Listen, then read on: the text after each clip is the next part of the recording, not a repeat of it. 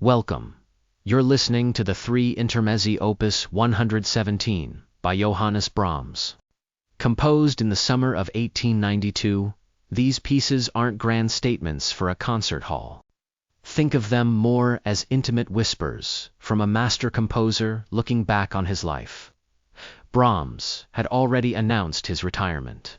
He was in a quiet, reflective phase, and these pieces emerged from a need for personal expression, not public praise.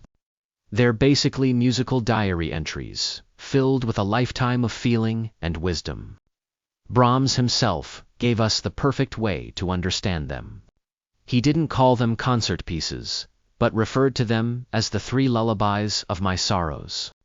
That one phrase really gets to the heart of the music.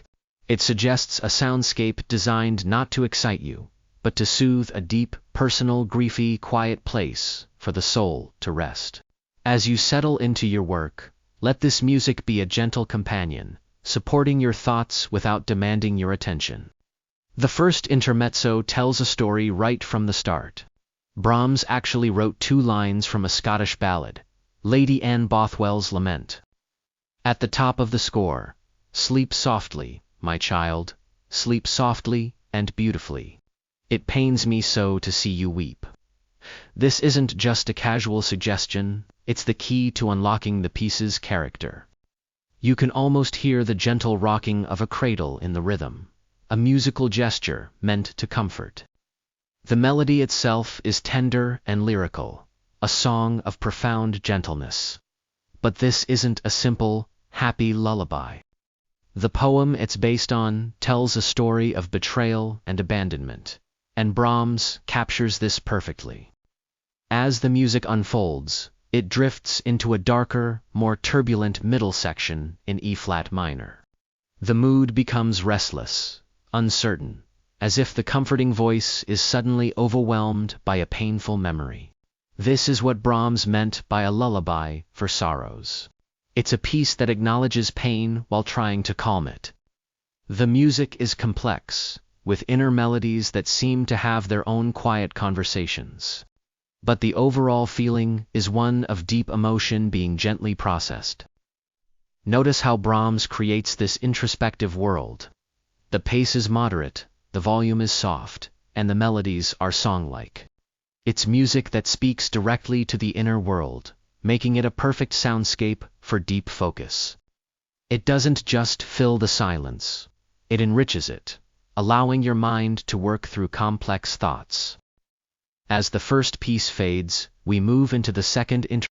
The mood shifts, becoming more wistful and reflective in the key of B-flat minor. Many people have described this piece as having a rainy weather mood, and it's a perfect description. Imagine watching raindrops trace lines down a window pane. The music opens with a cascade of fluid, descending notes, like a gentle but steady shower. Out of this texture, a delicate, almost sighing melody emerges. It doesn't announce itself boldly, it just appears. Structurally, this piece is a tiny sonata, which is a little nod to Brahms's mastery of classical forms, even in his most personal work. But you don't need a degree in music to feel its elegant design. You can sense a clear journey as themes are introduced, explored, and transformed. This intermezzo is ideal for contemplative focus. The constant, flowing notes in the background are stable and unobtrusive, much like the steady rhythm of rain. This creates an environment where you can either latch onto the beautiful, sorrowful melody or just let it drift into the background, allowing for uninterrupted concentration. The piece ends with a sense of an unresolved question hanging in the air, perfect for a mind in the middle of study and exploration. Now we arrive at the final piece of the set, the intermezzo in C-sharp minor. If the first was a tender lullaby and the second a wistful reflection, this one is the emotional core of the whole collection. It's some of the most mysterious, haunting, and tragic music Brahms ever composed. While Brahms called the entire set Lullabies of My Sorrows, this final one is often thought of as the lullaby of all my griefs. Whether he said that or not, it's a fitting description. The piece opens with stark, solemn octaves that wander as if lost in thought. The atmosphere is heavy with nostalgia, regret, and a profound sense of weight. Some scholars have suggested this piece might be inspired by another Scottish poem, one that begins, "Oh woe, oh woe, deep in the valley."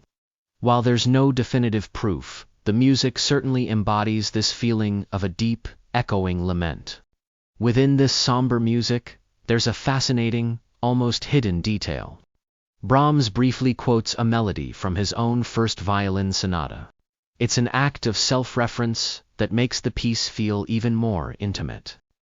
As if he's looking back on his own life, weaving threads of his past into this final statement. As the famous critic Edward Hanslick wrote at the time, these late works are thoroughly personal and subjective, capturing moods that are pensive, graceful, dreamy, resigned, and elegiac. This final intermezzo is the epitome of that. Its quiet intensity provides a powerful, grounding presence, helping to shut out distractions and foster a state of deep concentration. The composer's world, a parting gift to really appreciate this music. It helps to picture the man who wrote it. In 1892, Brahms was 59 years old, staying in the Austrian resort town of Bad Isch. He had already declared his composing career over, believing his life's work was done. Loss was a major theme in his life at the time. His sister Elise had recently died, and many of his friends were ill. It was in this state of mind that these intimate piano pieces were born. They weren't for fame or fortune, they were for him. They were his way of processing the human experience. His closest friend and confidant was the great pianist Clara Schumann, the widow of his mentor. Their lifelong, complex friendship was central to his creative world. After writing these Intermezzi, he sent them to her. Her response says it all.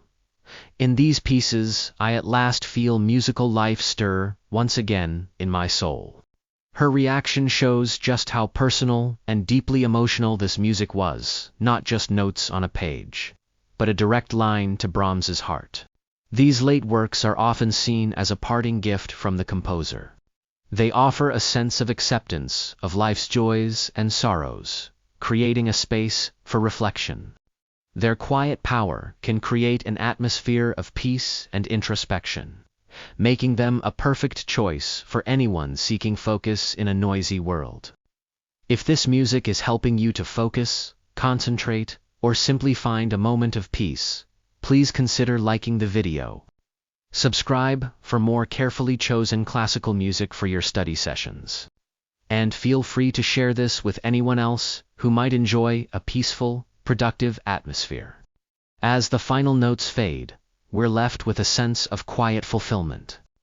Brahms's lullabies of my sorrows have given us a unique soundscape, one that's emotionally rich, yet perfectly suited for deep concentration.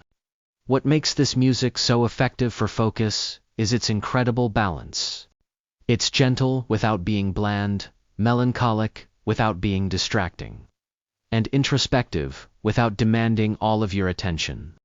The slow tempos, soft dynamics, and flowing melodies create a calm, stable environment that can reduce stress and allow the mind to work without interruption. These pieces show a great composer using a lifetime of skill to create something of astonishing depth from the simplest of ideas. They are a reminder that even in quietness, there is immense power. Feel free to loop this video for as long as you need. May the gentle, reflective spirit of Brahms's music accompany you, providing a peaceful and productive sanctuary for your thoughts.